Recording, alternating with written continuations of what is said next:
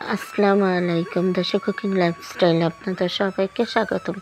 আশা করছি আপনারা সবাই ভালো আছেন। আমি আলহামদুলিল্লাহ ভালো আছি।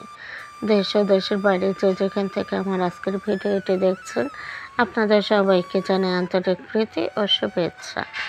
এই যে গত বিকালের একটা ভিডিও দিয়ে আজকে ভিডিওটা শুরু করলাম। তো সব সময় তো সকালের ভিডিও দিয়ে ভিডিও শুরু করে, আর আজ হচ্ছে যে গতকালের সন্ধ্যার আগে সূর্যটা একটু লালচে বর্ণ ধারণ করেছে, তখন আর কি ভিডিওটা করে নিয়েছি। দেখতে ভীষণ ভালো লাগতেছিল। ওইখানে একটা ডাব গাছ ছিল, তো ডাব গাছের সাইড দিয়ে সূর্যটা দেখা যাচ্ছিল। অনেক সুন্দর লাগতেছিল, একদম ছবির মতো সুন্দর। তো এরপরে এই যে ভিডিওটা, এটা হচ্ছে গতকাল সকালের ভিডিও। তো সকালে হচ্ছে আমি মাছ কেটে নিচ্ছিলাম। অফ ক্যামেরায় নাস্তা করে নিয়েছি। নাস্তা করার পরে এরপরে হচ্ছে যে মাছগুলো ফ্রিজে ছিল, একদম জেতা জেতা মাছগুলো, মানে একদম লাফাচ্ছিল যখন এই মাছগুলো আনা হয়েছে। তো ওই মাছগুলো আর কি এইভাবে ফ্রিজে রেখে দিয়েছিলাম, সময় সুযোগ মতো কাটবো সেজন্য। তো সময় সুযোগ তো হয়ে ওঠে না, তো সেজন্য কাটাও হয় না। তো ভাবলাম এখন কেটে নেই। তো এই যে মাছগুলো বের করে কেটে নিচ্ছি, আর অনেকগুলো মাছ একা পারবো না কাটতে। তো আমি হচ্ছে কেটে আমার মেয়েকে দেখিয়ে দিচ্ছি কিভাবে কাটতে হবে। তো আমার মেয়েও আমার সাথে মাছ কাটতেছে। তো কই মাছের কাঁটাগুলো অনেক শক্ত, তো সেজন্য কই মাছের কাঁটাগুলো আমি কেটে দিচ্ছি। আরও হচ্ছে আঁশ ছাড়িয়ে পেটিগুলো বের করে ফেলে দেবে। তো এখানে আছে কই মাছ, দেশি শিং মাছ, মাগুর মাছ, তারপরে আছে টাকি মাছ। তো সব হচ্ছে দেশি প্রজাতির মাছগুলো। তো এগুলো হচ্ছে কেটে রেখে দিব। তো এগুলো কাটা শেষ হতে না হতে আরও কিছু মাছ চলে এসছে। তো এখানে দেখুন বোয়াল মাছ আছে, আরও আছে পাঁচমিশালি ছোটো মাছ। তো পাঁচমিশালি ছোটো মাছ বলতে একদমও ছোটো না। তো এখানে আছে মেনি মাছ, ট্যাংরা মাছ, তারপরে আছে কাইকা মাছ, বাইং মাছ আছে একটা, তারপরে পাবদা মাছ আছে, একদম নদীর যে অরিজিনাল পাবদা মাছ, সেই পাবদা মাছ আছে। আর মাছ আছে ছোট ছোট দুই তিনটা। তো এই সব মাছগুলো মানে কেটে নেব। তো আমি কাল প্রায় 7 থেকে 8 কেজি মাছ হবে কেটেছি। তো আমার তো অবস্থা একদম কাহিল হয়ে গেছে মাছ কাটতে কাটতে।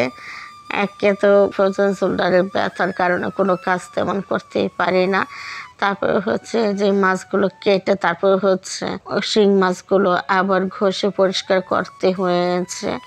তো গতকাল রাতে আমার সারা রাত মানে ফ্রোজেন শোল্ডারের ব্যথা, অনেক খারাপ লেগেছে।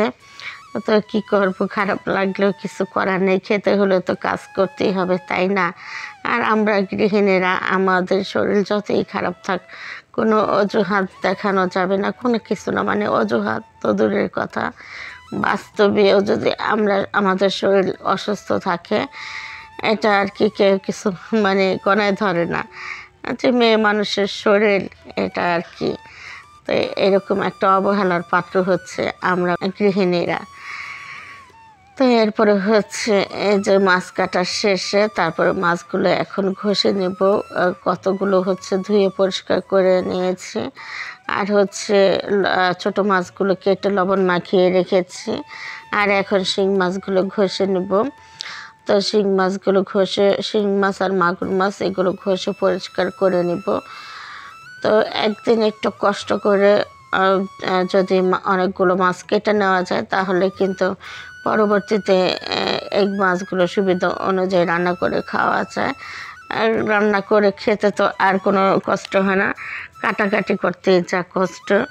তো এই যে আমি দেখুন একটা তারের মাজনি নিয়ে নিয়েছি। তা আমি সবসময় এই ধরনের তারের মাজনি দিয়ে শিং মাছটা ঘষাঘষি করি।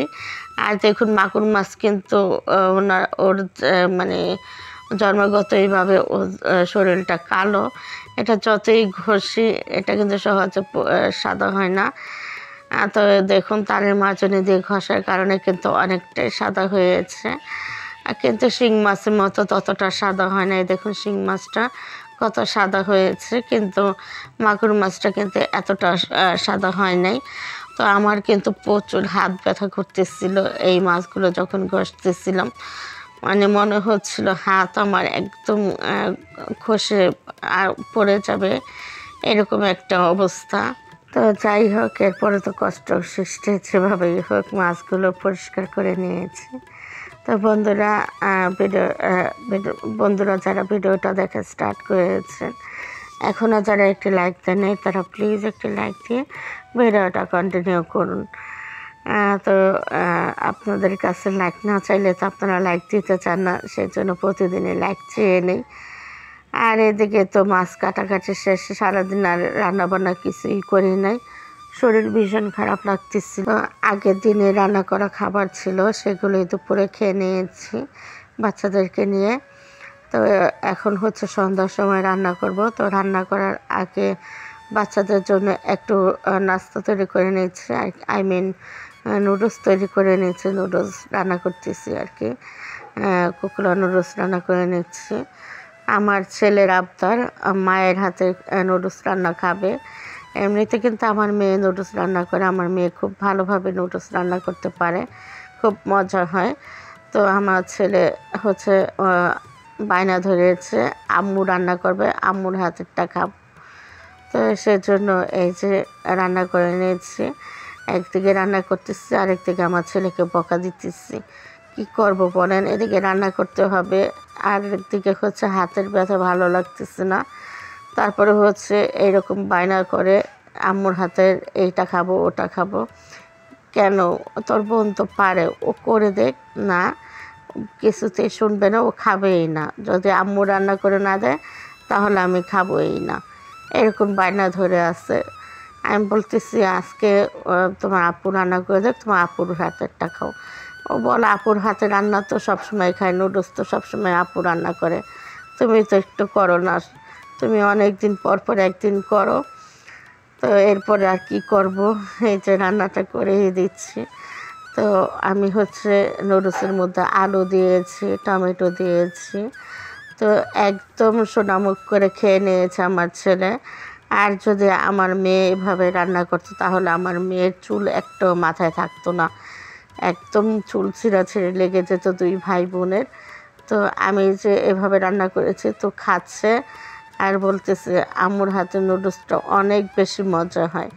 তো আমার মেয়ে বলতেছে আম্মু যে নুডলসে আলু দিয়েছে তুই কি টের পেয়েছিস?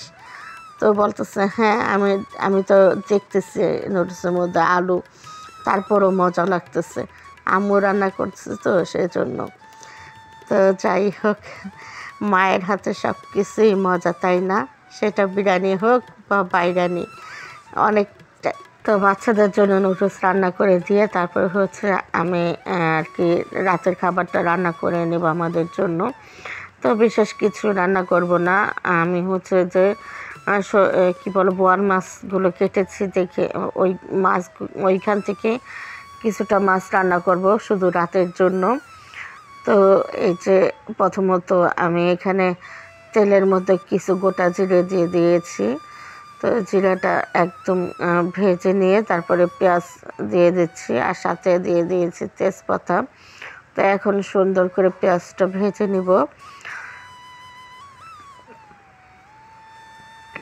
তো পেঁয়াজটা ভেজে এরপরে হচ্ছে আদা রসুন পেস্ট দিয়ে দিয়েছি, আদা রসুনটা একটু ভেজে নিলাম পেঁয়াজের সাথে। এরপরে হচ্ছে একটু পানি দিয়ে দিব যাতে মশলাটা পুড়ে না যায়। তো আমি সবসময় এভাবেই কিন্তু তরকারি রান্না করি। তো এখন কাঁচামরিচ দিয়ে দিলাম আর দিয়ে দিলাম স্বাদ মতো লবণ। তো এখন বাকি সব মশলা এখানে অ্যাড করে দেবো, হলুদ গুঁড়ো, মরিচ গুঁড়ো, ধনে গুঁড়ো, জিরে গুঁড়ো আর সব কিছু দিয়ে খুব ভালোভাবে মশলাটা কষিয়ে নেব। তো বন্ধুরা, যারা আজই প্রথম আমার ভিডিওগুলো দেখতেছেন, আজই যারা আমার চ্যানেল প্রথম ভিজিট করেছেন, ভালো লাগলে চ্যানেলটি সাবস্ক্রাইব করে আমার পাশে থেকে যেতে পারেন। আপনারা যারা এই ধরনের লাইফস্টাইল ভিডিও দেখতে পছন্দ করেন, চাইলে চ্যানেলটি সাবস্ক্রাইব করে পাশে থাকা অল নোটিফিকেশনটি সিলেক্ট করে রাখতে পারেন। তাহলে যখনই আমি নতুন ভিডিও আপলোড করব সঙ্গে সঙ্গে নোটিফিকেশন আপনাদের কাছে চলে যাবে। তখন আপনারা আপনাদের সময় সুযোগ মতো ভিডিওগুলো দেখে নিতে পারবেন। আর অলরেডি যারা আমার চ্যানেলটা সাবস্ক্রাইব করে দিয়েছেন তাদের সবাইকে জানাই অসংখ্য ধন্যবাদ। তো এদিকে কিন্তু আমার মশলাটা কষানো হয়ে গেছে। এখন হচ্ছে আমি এখানে মাছগুলো কষিয়ে নেব। তো বোয়াল মাছটা কিন্তু কষিয়ে রান্না করলে বেশি ভালো লাগে। আমরা কখনোই বোয়াল মাছ ভেজে রান্না করি না। বোয়াল মাছটা ভেজে রান্না করলে খেতে ভালো লাগে না আমার কাছে, সেজন্য আমরা সবসময় কষিয়ে রান্না করি। তো প্রথমত মাথাটা দিয়ে দিয়েছি, মাথাটাতে একটু বড়, তাই একটু সময় লাগে কষাতে, সেই জন্য মাথাটাই আগে দিয়ে দিয়েছি। মাথাটা দিয়ে একটু নেড়ে চেড়ে তারপরে হচ্ছে মাছগুলো দিয়ে দিব। তো এখন হচ্ছে এই যে মাছগুলো দিয়ে দিচ্ছি। তো মাছগুলো খুব সুন্দরভাবে কষিয়ে নেব। আর এই সব মাছ যত ভালোভাবে কষিয়ে নেওয়া যায় খেতে ততই বেশি ভালো লাগে। তো আমি এই যে কষিয়ে নিচ্ছি।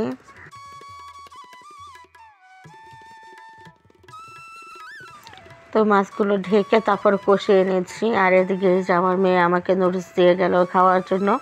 তা আমি কিন্তু এর আগেও একটা ভিডিওতে বলেছি আমি কোকোনা নুডলসটা খাই, আমার ভালো লাগে, কিন্তু অন্য কোনো নুডলস আমি খাই না, আমার কাছে ভালো লাগে না। তো এই যে খাচ্ছি। তো মাশাআল্লাহ আলহামদুলিল্লাহ খুব ভালো লেগেছে নুডলসটা খেতে। আর এই যে এদিকে কিন্তু আমার মাছটাও কষানো হয়ে গেছে। এখন হচ্ছে আমি মাছগুলো তুলে নিব আলাদা একটা পাত্রে, তুলে নিয়ে তারপর হচ্ছে এখানে আলু কষিয়ে নেব। আমি মাছগুলো আজকে আলু দিয়ে রান্না করতেছি, আলু আর টমেটো দিয়ে। তো এই যে আলুগুলো দেখুন কীভাবে কেটেছি, গোল গোল করে পয়সার মতো। তো এখন আলু আর টমেটোটা একসাথে দিয়ে দিয়েছি, এটা হচ্ছে একসাথেই কষিয়ে নেব। তো যে কোনো মাছই বলুন না কেন ওইটা ফ্রিজে রাখলে কিন্তু একরকম টেস্ট, আর মানে সাথে সাথে টাটকা রান্না করে কিন্তু আরেক রকম টেস্ট। তো এই জন্য একটু বোয়াল মাছটা টাটকাই রান্না করে নিয়েছি খাওয়ার জন্য। তো এদিকে কিন্তু আমি আলুটা কষিয়ে তারপর ঝোলের পানি দিয়ে দিয়েছি। ঝোলের পানি দিয়ে যখন বলক চলে এসছে তখন এই যে ধনেপাতা দিয়ে দিচ্ছি। আর দিয়ে দেব শাক বাটা। এ ধরনের তরকারিতে কিন্তু শাক বাটা না হলে খেতে ভালো লাগে না। তো এখন শাক বাটা দিয়ে দেব।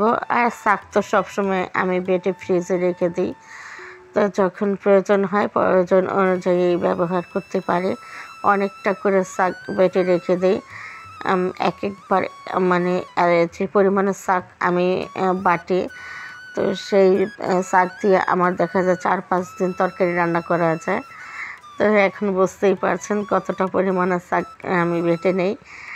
তো এরপরে হচ্ছে এই যে মাছগুলো দিয়ে দিলাম। তো মাছগুলো দিয়ে এখন একটু আলতো হাতে ছড়িয়ে দিচ্ছি।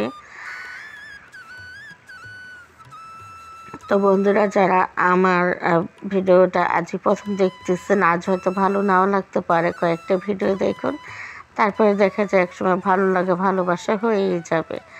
তখন চাইলে চ্যানেলটা সাবস্ক্রাইব করে আমার পাশে থেকে যেতে পারবেন।